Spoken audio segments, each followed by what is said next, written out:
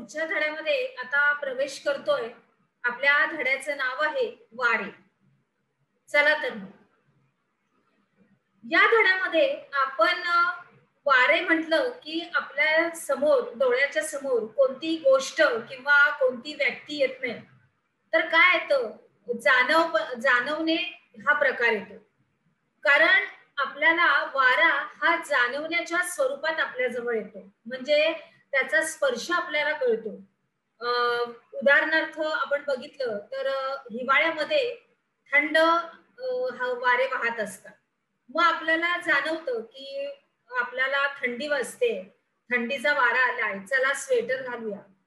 त्याच्यानंतर आपल्याला उन्हाळ्यामध्ये आपल्याला गरम होतं, उष्णता होते, तेव्हा आपल्याला संपूर्णपणे जाणवतं की आता आपल्याला गरम होतंय आणि गरम हवेच्या झळा आपल्याला स्पर्श करतायत. म्हणजे थोडक्यात सांगायचं म्हणजे आपण वाऱ्याला स्पर्श करू शकत नाही. म्हणजे त्याचा स्पर्श हा आपल्याला जाणवतो संपूर्णपणे.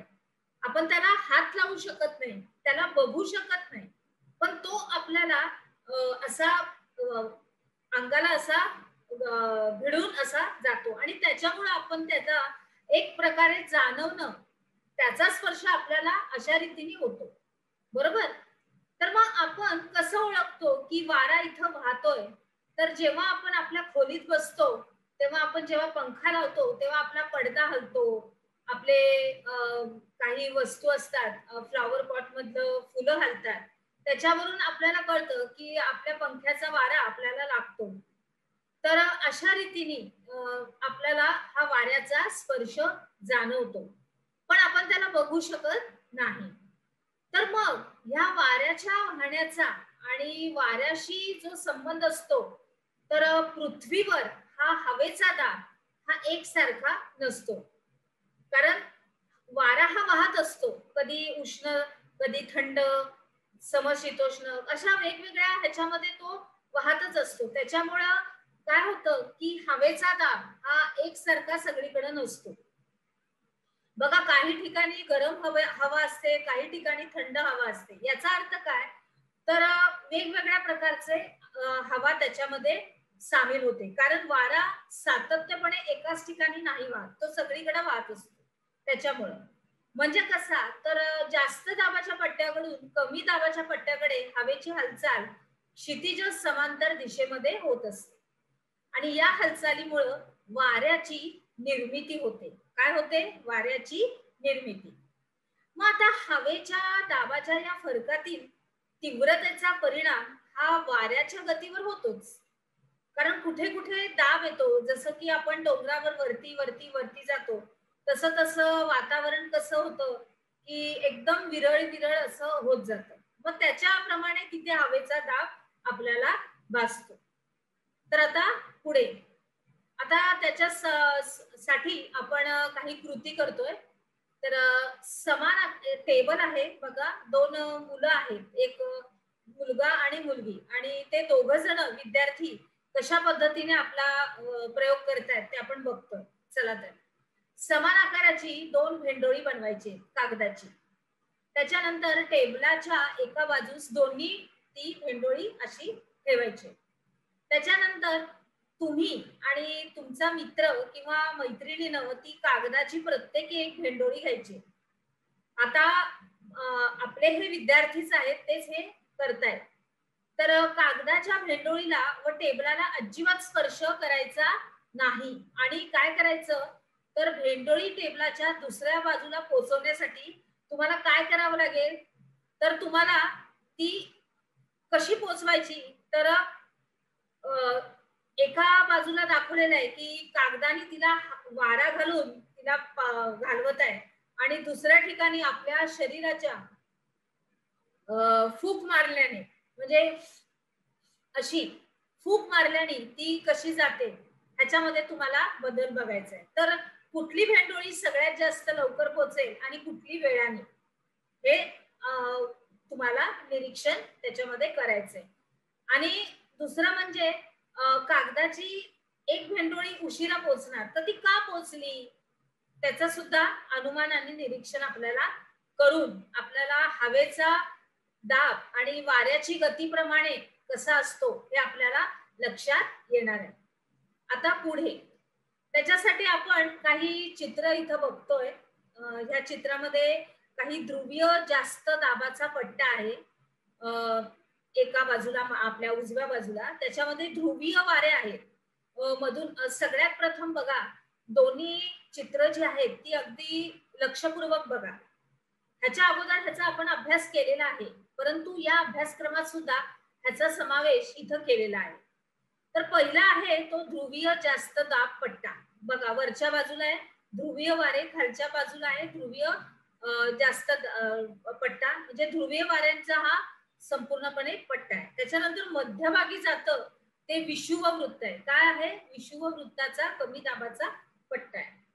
दिसतंय की वारे कसे वाहत आहेत? पश्चिमी वारे, पूर्वीय वारे, त्याच्यानंतर परत त्याच्या विषुववृत्तीय कमी दाबपट्ट्याच्या खालच्या बाजूला परत ते वाहणार आणि पश्चिमी वारे विषुववृत्तीय कमी दाबाच्या पट्ट्यापासून खाली ध्रुवीय वाऱ्याकडे येत आहे. त्याच्यानंतर आपल्याला अजून एक चित्र आहे डाव्या बाजूला, वाऱ्याची मूळ दिशा. कमी दाबाचा पट्टा कुठे आहे? सगळ्यात वरती. कारण बघा, आपण जेव्हा वरती जातो डोंगरावरती त्यावेळेस तिथं हवा जास्त नसते, मग तिथं कमी दाब आहे. त्याच्यानंतर त्याच्या खालोखाल आलो तर मग जास्त दाब, कमी दाब, जास्त दाब, कमी दाब. हे बघा, पूर्णपणे पृथ्वीचं आपल्याला संपूर्णपणे आकार दिलेला आहे आणि त्याच्यावरती ते संपूर्ण दाबपट्टे दाखवले. अक्षांश मध्ये कसं आहे ते सगळं दिसतंय की जास्त दाबाकडून कमी दाबा पट्ट्याकडे परिवलनामुळे ही वाऱ्याची बदलती दिशा आहे. समजलं? बघितलं व्यवस्थित? चला पुढे जाऊया. आता ह्याचं आपल्याला भौगोलिक स्पष्टीकरण आपल्या मुद्द्यांच्या स्वरूपात बघायचंय. तर सुरुवातीला हवेच्या दाबातील फरक जिथं कमी असेल तिथं काय असतं? वारे अगदी मंद वाहतात, हळूहळू वाहतात. मग हवेच्या दाबातील फरक जिथं अधिक असेल तेथील वारे साहजिकच विद्यार्थी मित्रांनो अधिक वेगाने वाहणार. मग वाऱ्याचा वेग हा सुद्धा भिन्न म्हणजे वेगळ्या स्वरूपात आपल्याला आढळतो असतो. वाऱ्याचा वेग हा किलोमीटर प्रति तास किंवा नॉट्स या परिमाणात मोजला जातो. कोणत्या परिमाणात? नॉट्स किंवा प्रति तास याप्रमाणे तो मोजला जातो. त्याच्यानंतर पृथ्वीच्या परिवलनाचा परिणाम हा वाऱ्याच्या वाहण्याच्या दिशेवर होतो. मग उत्तर गोलार्धात वारे आपल्या मूळ दिशेपासून उजवीकडे वळतात. बघा, नीट लक्ष द्या काय बोलते मी ते. आपण आकृत्या म्हणजे त्याच्याबद्दलची चित्र आत्ताच आपण बघितलेली आहेत संबंधित, आणि त्याप्रमाणे ह्या वाऱ्यांची दिशा आणि त्याचं भौगोलिक स्पष्टीकरण ते आता आपण बघत आहोत. त्याच्या पुढे दक्षिण गोलार्धात वारे हे डावीकडे वळत आहेत, बरोबर. आणि मग वारे ज्या दिशेकडून वाहत येतात त्या दिशेच्या नावाने ते ओळखले जातात. आलं लक्षात? आणि मग उदाहरणार्थ पश्चिमी वारे म्हणजे पश्चिमेकडून वाहणारे वारे, असे आहेत आपले हे वारे. आता पुढे वाऱ्याच्या वाहण्याची दिशा आणि कालावधी हा व्यापलेला प्रदेश हीच त्या हवेची स्थिती असते. आणि मग ह्याच्यावरूनच पुढं वाऱ्यांचे प्रकार पडलेले आहेत. तर सगळ्यात प्रथम आहेत ग्रहीय वारे. कसले वारे? ग्रहीय वारे. तर पृथ्वीवर जास्त दाबाच्या पट्ट्याकडून कमी दाबाच्या पट्ट्याकडे हे वारे वाहतात, हे ग्रहीय वारे. आणि हे वारे पृथ्वीचं संपूर्ण विस्तीर्ण असं क्षेत्र व्यापतात, म्हणजे सगळीकडे ते वाहत असतात या पृथ्वीवरती, म्हणूनच त्यांना ग्रहीय वारे असं म्हणतात. मग उदाहरणार्थ पूर्वीच्या वारे, पश्चिमेचे वारे आणि ध्रुवीय वारे. तर आता अक्षांश ह्याच्यामध्ये आपण गोलार्धामध्ये सुद्धा बघूया सर्व किती अंश वगैरे. दोन्ही गोलार्धात 25 अंश ते 35 अंश अक्षवृत्ताच्या दरम्यान असलेल्या जास्त दाबाकडून ते विषुववृत्तीय कमी दाबाच्या पट्ट्याकडे वारे वाहतात. त्याच्यासाठी आपण परत ती आपली आकृती बघूया. हे बघा, ह्याच्यामध्ये दिलेलं आहे, दिसतंय? आता परत पुढे त्याच्यानंतर पृथ्वीच्या परिवलनाचा या वाऱ्यावर परिणाम होतो आणि मग त्याची जी मूळ दिशा असते ती बदलून जाते. त्याची मूळ दिशा जी असते ती बदलून जाते. मग उत्तर गोलार्धात हे वारे ईशान्येकडून नैऋत्याकडे, नीट लक्ष द्या, कुठे? ईशान्येकडून नैऋत्याकडे आणि दक्षिण गोलार्धामध्ये आग्नेयकडून वायव्येकडे, कुठून? आग्नेयकडून वायव्येकडे वाहते असे वाहिले जातात. आलं लक्षात? पुढे आता आपण काय शिकलो? टिपा लिहायच्यात तुम्हाला वारे यांच्यावरती. त्याच्यानंतर पश्चिमी वारे म्हणजे काय आणि ग्रहीय वारे म्हणजे काय हे तुम्हाला लिहायचंय. चला तर मग आता आपण आपल्या पुढच्या विभागाकडे वळूया.